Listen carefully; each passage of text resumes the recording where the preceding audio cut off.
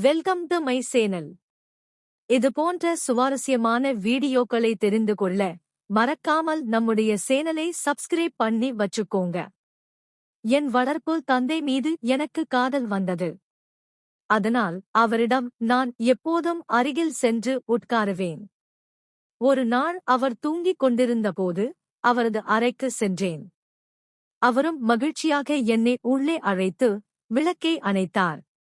அதற்குப் பிறகு, என் பெயர் மீரா. எனக்கு 22 வயதாகிறது. நான் டெல்லியில் ஒரு சிறிய பகுதியில் வசிக்கிறேன். நான் மிகவும் அழகாக இருப்பேன். எல்லோரும் என்னை ஒரு தேவதை போல இருக்கிறாய் என்று சொல்வார்கள். இன்று நான் உங்களுக்கு என் வளர்ப்பு தந்தையுடன் நடந்த ஒரு முக்கியமான சம்பவத்தை பற்றி சொல்லப் போகிறேன். நான் 20 வயதாக இருந்தபோது நடந்தது அது. அம்மா ஒரு பயங்கரமான நோயால் இறந்துவிட்டார். வீடும் வெறுமையாகிவிட்டது. எனக்கு அண்ணன் இல்லை, அக்காவும் இல்லை. மேலும் எனக்கு எந்த மாமாவோ அல்லது சித்தப்பாவோ இல்லை. அப்பா, அதாவது என் உண்மையான அப்பா, நான் சிறியவளாக இருந்தபோதே அம்மாவை விட்டு சென்று விட்டார். அம்மா 2வது திருமணம் செய்து கொண்டார். ஆனால் அந்த மனிதர் அவர் பெயருக்குத்தான் கணவர், அவ்வளவுதான். அவர் ஒரு கொடூரமானவர். அவரும் ஒரு நோயால் இறந்துவிட்டார். பிறகு அம்மாவும் இறந்துவிட்டார். நானும் தனியாகிவிட்டேன். ஆனால் அம்மாவுக்கு ஒரு தோழி இருந்தார், ஷீலா ஆண்டி. அவளது அண்ணன் மனைவி இறந்துவிட்டதால் அவரும் தனியாக இருந்தார். அவர் என்னை பார்த்துக் கொள்ள முடியும் என்று சொன்னார். அப்படித்தான் என் வாழ்க்கையில் ஒரு வளர்ப்பு தந்தை வந்தார். அவரை நான் இப்போது அப்பா என்று அழைக்கிறேன். அவர் பெயர் ராஜ்.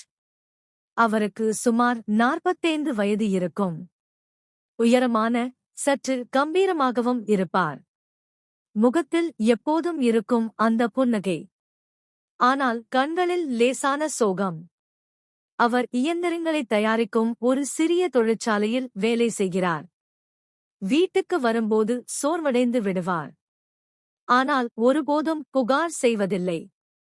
முதல் முறையாக அவர் வீட்டுக்கு வந்தபோது நான் கதவைத் திறந்தேன். வெளியே வெயில் அதிகமாக இருந்தது. அவர் வியர்வையால் நனைந்து கையில் ஒரு பையுடன் நின்று கொண்டிருந்தார். மகளே மீரா, நான்தான் ராஜ், உன் அம்மாவின் தோழியின் சகோதரன்.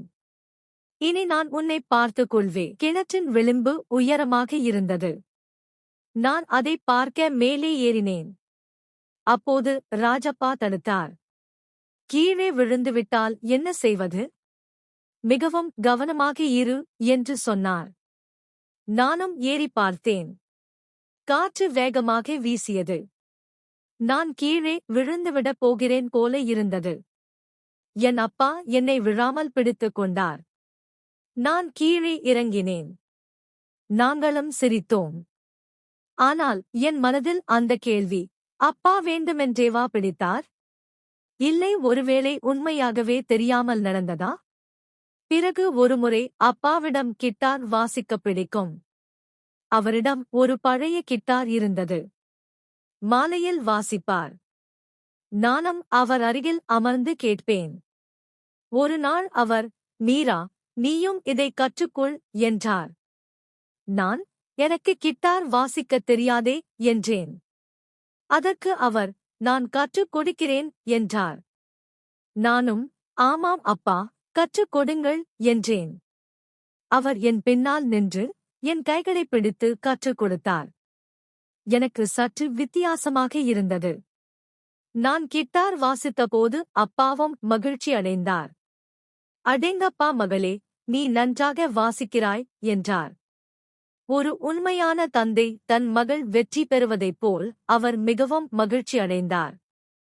என் முந்தைய அப்பா கூட என் மீது இவ்வளவு பாசம் காட்டவில்லை. காலமும் கடந்து சென்றது. 20 வயதுக்கு மேலும் ஆனது. கல்லூரியில் நண்பர்களும் கிடைத்தார்கள்.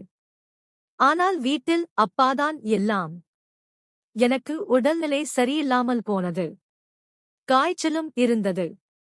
அப்பா விடுப்பு எடுத்துக் கொண்டார். என் அருகில் அமர்ந்தார். கவலைப்படாதே மகளே, நான் இருக்கிறேன் என்றார். ஆனால் மருந்து கொடுக்கும்போது அவரது பார்வை சற்று வித்தியாசமாக இருந்தது. ஆனால் இது ஒரு அப்பாவின் பாசமாக இருக்கலாம் என்று நினைத்தேன். இரவில் எனக்கு தூக்கமே வரவில்லை. அப்பா வந்து என் படுக்கையில் அமர்ந்து கதை சொல்ல ஆரம்பித்தார். அவரது குரல் அமைதியை தந்தது. ஆனால் நான் இதற்கு என்ன அர்த்தம்? அவர் தூங்கிக் கொண்டிருந்தார். நான் அவரது கையை பிடித்து அமர்ந்திருந்தேன். என் இதயமும் துடித்தது. இது என்ன என்று யோசித்தேன். ஆனால் காலையில் எல்லாம் சாதாரணமாக இருந்தது. அடுத்த நாள் அப்பாவும் குணமடைந்தார். மேலும் அப்பா, மீரா, நான் உன்னிடம் சில விஷயங்களைச் சொல்ல வேண்டும் என்றார். அவரது குரலில் ஒரு விசித்திரமான நடுக்கம் இருந்தது. நான் அவரது முகத்தை பார்த்தேன். அவர் சோகமாகத் தெரிந்தார். ஏதோ ஒரு பழைய ரகசியம் மறைந்திருந்தது போல, இப்போது வெளிவரத் தொடங்கியது போல இருந்தது. நான் என் கையை அவரது கையில் வைத்து, சொல்லுங்கள் அப்பா, என்ன விஷயம்? நீங்கள் ஏன் இவ்வளவு கவலையாக இருக்கிறீர்கள் என்று கேட்டேன். அப்பா ஒரு பெரிய ஆழ்ந்த மூச்சு விட்டார். அவரது கண்கள் கலங்கின. அவர் எழுந்து ஜன்னலுக்கு அருகில் சென்று வெளியே இருந்த இரவை பார்த்தார். மகளே, இந்த காரியத்தை நான் யாரிடமும் ஒருபோதும் சொன்னதில்லை. ஆனால் இப்போது உண்மை உனக்கு தெரிய வேண்டிய நேரம் வந்துவிட்டது. நான் உன் வளர்ப்பு தந்தை இல்லை. நான் தான் உன் உண்மையான தந்தை, மீராஹு. அவரது வார்த்தைகள் என்னை மின்னல் தாக்கியது போல இருந்தது.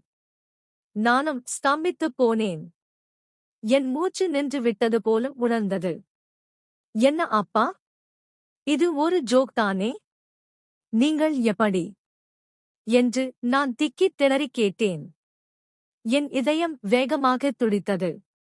என் உலகம் தலைகீழாக மாறியது. நான் யாரை வளர்ப்பு தந்தை என்று நினைத்தேனோ, யார் என்னை பார்த்து கொண்டாரோ, அவர் என் இரத்த உறவு. அந்த அப்பாதான்? பல வருடங்களுக்கு முன் அம்மாவை விட்டுச் சென்றாரோ அவராயிவர்? அப்பா என் பக்கம் திரும்பினார். அவர் கண்களில் கண்ணீர் இருந்தது. இல்லை மகளே, இது ஜோக் இல்லை. உண்மைதான். உட்கார், நான் எல்லாவற்றையும் சொல்கிறேன். இந்தக் கதை வலி நிறைந்தது. ஆனால் நீ தெரிந்து கொள்ள வேண்டிய அவசியம் இதுஹு. அவர் என்னை சோபாவில் உட்கார வைத்துவிட்டு என் அருகில் அமர்ந்தார்.